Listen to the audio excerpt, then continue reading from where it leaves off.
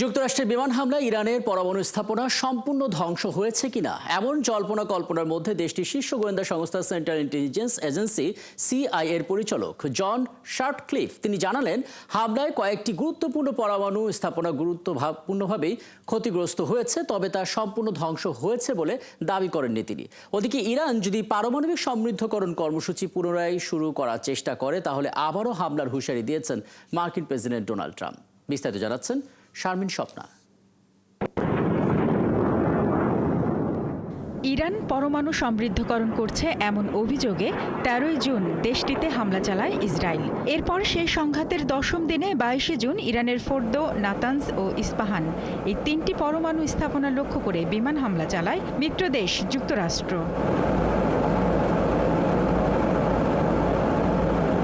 হামলার পর স্যাটেলাইট থেকে তোলা ছবিতে ইরানের পরমাণু স্থাপনা ফোর্দো ও ইস্পাহানে প্রবেশপথের আশেপাশে একাধিক বড় গর্ত দেখা গেলেও স্থাপনাগুলো মাটির অনেক নিচে হওয়ায় কতটুকু ক্ষয়ক্ষতি হয়েছে তা নিয়ে চলছিল জল্পনা কল্পনা।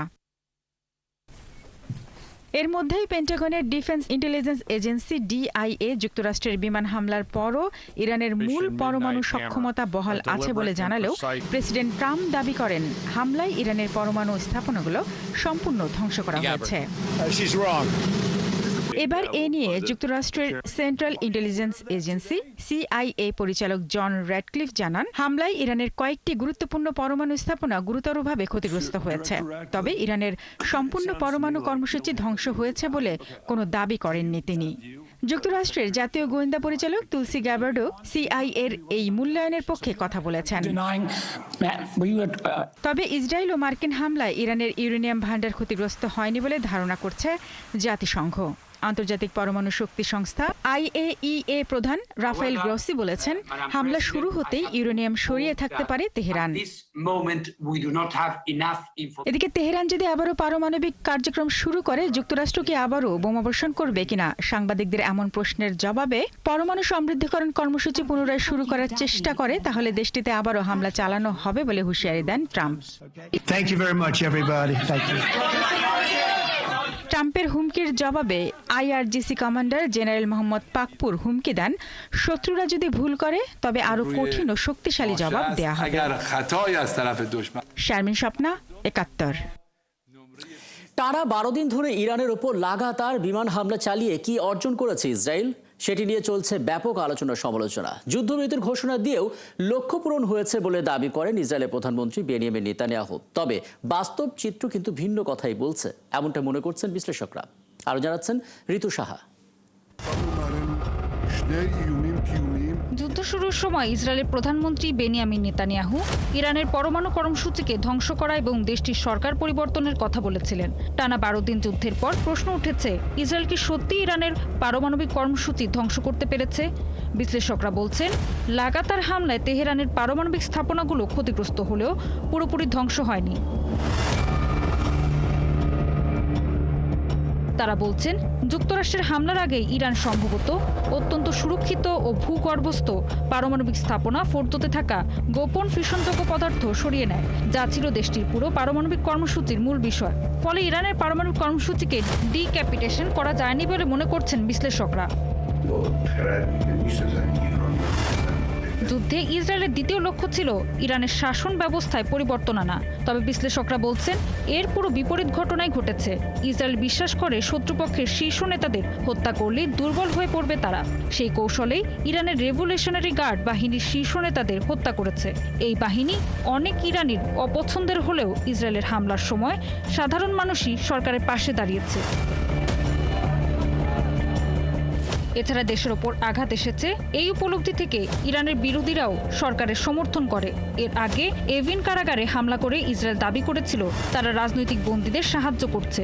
বাস্তবে এতে বন্দীদের অবস্থা আরও খারাপ হয়, কারণ অনেককে গোপন স্থানে সরিয়ে নেওয়া হয়। পাশাপাশি ইসরায়েল ডুমসডে ক্লক বা ঘড়ি ধ্বংস কিংবা ইরানি রাষ্ট্রীয় টেলিভিশন IRIB ভবনে হামলার মতো প্রচেষ্টা আন্তর্জাতিক মহলে তেমন কোনো সমর্থন পায়নি। এদিকে যুক্তরাষ্ট্রের ইরানের পরমাণু স্থাপনায় হামলা আন্তর্জাতিক মহলে সমর্থন আদায় করতে পারেনি। বিশ্ব নেতারা ইসরায়েলের দৃষ্টিভঙ্গি সমর্থন করেনি। তারা কেউই বলেনি ইরান পুরোপুরি ইউরেনিয়াম সমৃদ্ধিকরণ বন্ধ করুক। তবে ইরান শুরু থেকে বলে আসছে তারা কোনো পারমাণবিক অস্ত্র বানাতে চায় না। যুদ্ধের শুরুতে ইসরায়েল ইরানের ওপর দ্রুততার সাথে আকাশে প্রাধান্য বিস্তার করতে পারলেও ইরানি ক্ষেপণাস্ত্র বহুবার ইসরায়েলের ভেতরে আঘাত হানে, দেশব্যাপী আতঙ্ক ছড়িয়ে দেয় এবং গুরুত্বপূর্ণ অবকাঠামো ধ্বংস করে। এ সময় ইসরায়েল প্রতিরক্ষামূলক আয়রন ডোম সিস্টেম ক্ষেপণাস্ত্র সংকটে পড়ে এবং দ্রুত মজুত ফুরিয়ে যেতে থাকে। এর ফলে দেশটির অর্থনীতি স্থবির হয়ে পড়েছে। এটিকে ইরানের জন্য একটি বড় সফলতা হিসেবে মনে করছেন রাজনৈতিক বিশ্লেষকরা। ঋতু সাহা, ৭১। পারমাণবিক চুক্তির বিষয়ে আগামী সপ্তাহে যুক্তরাষ্ট্র আর ইরানের কর্মকর্তাদের মাঝে বৈঠক অনুষ্ঠিত হবে বলে জানিয়েছেন মার্কিন প্রেসিডেন্ট ডোনাল্ড ট্রাম্প। বুধবার নেদারল্যান্ডসের হেগে ন্যাটোর সম্মেলনের সময় এক সংবাদ সম্মেলনে এই তথ্য জানান তিনি। ট্রাম্প জানান, এই বৈঠকের মধ্য দিয়ে ইসরায়েল আর তেহরানের সাম্প্রতিক যুদ্ধের কারণে যে সংলাপ ব্যাহত হয়েছিল সেটা আবারও শুরু হতে যাচ্ছে। এছাড়া বৈঠকে এ নিয়ে চুক্তি সই হতে পারে বলেও জানান তিনি। যদিও ইরানের সঙ্গে আবার আলোচনা শুরু করতে বিশেষভাবে আগ্রহী নন বলে জানান ট্রাম্প। ওদিকে দেশটির পররাষ্ট্রমন্ত্রী মার্কো রুবিও জানান, আলোচনা আবার শুরু হবে কিনা সেটা নির্ভর করবে ইরান এতে অংশগ্রহণ করে কিনা তার আগ্রহের উপর। গত প্রায় এক সপ্তাহ ধরে ইরানের সর্বোচ্চ ধর্মীয় নেতা আয়াতুল্লাহ আলী খামেনিকে জনসম্মুখে দেখা যায়নি বা তার কোনো বক্তব্য বা বিবৃতি শোনা যায়নি, এমনকি দেশে যুদ্ধ অবস্থার মধ্যেও না। আর এ বিষয়ে উদ্বিগ্ন এখন ইরানিরা। ইরান এবং ইসরায়েলের 12 দিনের পাল্টাপাল্টি হামলা শেষে যুদ্ধবিরতি, তবে এখনও জনসম্মুখে আসেননি খামেনি। এ বিষয়ে প্রতিবেদন করেছে বিভিন্ন আন্তর্জাতিক গণমাধ্যম। নিউ ইয়র্ক টাইমসের প্রতিবেদনে বলছে, ইরানি কর্মকর্তারা জানিয়েছেন যে খামেনি সুরক্ষিত একটি বাংকারে অবস্থান করছেন এবং সম্ভাব্য হত্যা প্রচেষ্টা ঠেকাতে কোনো ধরনের ইলেকট্রনিক যোগাযোগ ব্যবহার করছেন না। তবে তার এই অনুপস্থিতি ইরানের রাজনৈতিক মহল থেকে সাধারণ জনগণের মধ্যে একটা অস্থিরতা তৈরি করেছে। ইরানি গোয়েন্দা সংস্থাগুলোর ধারণা, ইসরায়েল এখনও খামেনিকে হত্যা করার চেষ্টা করতে পারে, এমনকি যুদ্ধবিরতির মাঝেও। তাই খামেনিকে বিশ্ব থেকে পুরোপুরি বিচ্ছিন্ন রেখে কঠোর নিরাপত্তা নিশ্চিত করা হয়েছে।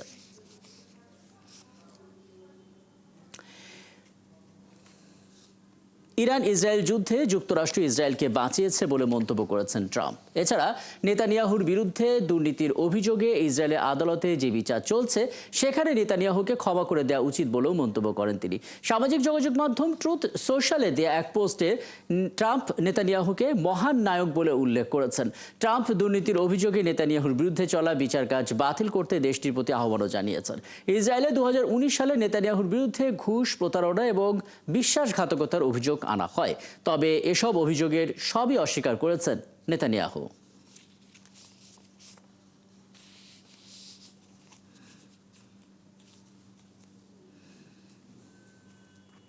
গাজা উপত্যকায় ইসরায়েলি হামলায় 24 ঘন্টায় 90 জনের বেশি ফিলিস্তিনি নিহত হয়েছেন।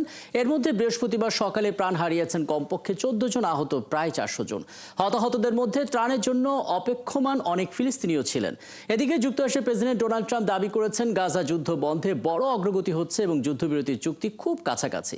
অন্যদিকে কাতার জানিয়েছে, কয়েকদিনের মধ্যে পরোক্ষ আলোচনায় বসতে পারে ইসরায়েল এবং হামাস। বিস্তারিত জানাচ্ছেন মনিরুজ্জামান বাবু। ত্রাণ কেন্দ্রই এখন মৃত্যু ফাঁদ হয়ে দাঁড়িয়েছে ক্ষুধার্ত গাজাবাসীর জন্য। একটু খাবার, এক টুকরো রুটির জন্য যখন ত্রাণ বিতরণ কেন্দ্রগুলোতে জড়ো হচ্ছে গাজার ক্ষুধার্ত মানুষরা, তখনই তাদের উপর নির্মম হামলা চালাচ্ছে ইসরায়েলি সেনারা। গাজার স্বাস্থ্য মন্ত্রণালয় জানিয়েছে, নেসারিম জংশনের কাছে গাজা হিউম্যানিটেরিয়ান ফাউন্ডেশন GHF এর একটি বিতরণ কেন্দ্রের সামনে অপেক্ষায় থাকা মানুষদের উপর গুলি চালায় ইসরায়েলি সেনারা। এতে হতাহত হয় নারী ও শিশুসহ অনেক ফিলিস্তিনি। সংবাদ মাধ্যম আল জাজিরার প্রতিবেদনে বলা হয়েছে, GHF এর বিতরণ কেন্দ্রগুলোর অবস্থান ইসরায়েলি সেনাবাহিনীর ট্যাঙ্ক ও স্নাইপার ঘেরা এলাকায় হওয়ায় জনসমাগমের সময় বেসামরিক মানুষের জীবন ঝুঁকিতে পড়ে। কারণ মাত্র 20 মিনিট সময় দেওয়া হয় খাবার সংগ্রহের জন্য, এরপরই শুরু হয় গুলিবর্ষণ। গাজার স্বাস্থ্য মন্ত্রণালয় জানিয়েছে, গত 27 মে থেকে এ পর্যন্ত এমন হামলায় 550-র বেশি ফিলিস্তিনি নিহত হয়েছেন। ত্রাণ কেন্দ্রের পাশাপাশি গাজার বিভিন্ন এলাকায় আগের মতোই চলছে ইসরায়েলি হামলা। বুধবারও গাজার ইসরায়েলি বিমান হামলায় ধ্বংসস্তূপে পরিণত হয় বাসিন্দাদের আশ্রয় নেওয়া একটি ভবন। প্রত্যক্ষদর্শীরা জানান, কোনো আগাম সতর্কতা ছাড়াই ভবনটি গুঁড়িয়ে দেয় ইসরায়েলি সেনারা। হামলায় ধসে যায় ভবনের ছাদ, নিচে চাপা পড়েন অনেকে। উদ্ধারকারীরা বলছেন, প্রয়োজনীয় সরঞ্জাম না থাকায় তারা হাতে খুঁড়ে মরদেহ উদ্ধারে বাধ্য হচ্ছেন। এদিকে গাজায় মানবিক বিপর্যয়ের মধ্যেই কূটনৈতিক আলোচনায় গতি এসেছে। ন্যাটো সম্মেলনের ফাঁকে যুক্তরাষ্ট্রের প্রেসিডেন্ট ডোনাল্ড ট্রাম্প দাবি করেছেন, গাজা যুদ্ধ বন্ধে বড় অগ্রগতি হচ্ছে এবং যুদ্ধবিরতি চুক্তির খুব কাছাকাছি। আমি মনে করি আমরা খুব শিগগিরই ভালো কিছু খবর পাবো। আমি যুদ্ধবিরতির বিষয়ে বিশেষ দূত স্টিভ উইটকফের সাথে কথা বলেছি। তিনি আমাকে জানিয়েছেন গাজায় যুদ্ধবিরতির চুক্তির খুব কাছাকাছি রয়েছে। এ বিষয়ে হামাসের একজন জ্যেষ্ঠ কর্মকর্তা বলেছেন, মধ্যস্থতাকারীরা গাজায় নতুন যুদ্ধবিরতি এবং জিম্মি মুক্তি চুক্তির প্রচেষ্টা জোরদার করেছে। তবে ইসরায়েলের সাথে আলোচনা এখনও স্থগিত রয়েছে। আর মধ্যস্থতাকারী দেশ কাতার জানিয়েছে, কয়েকদিনের মধ্যে পরোক্ষ আলোচনায় বসতে পারে ইসরায়েল ও হামাস।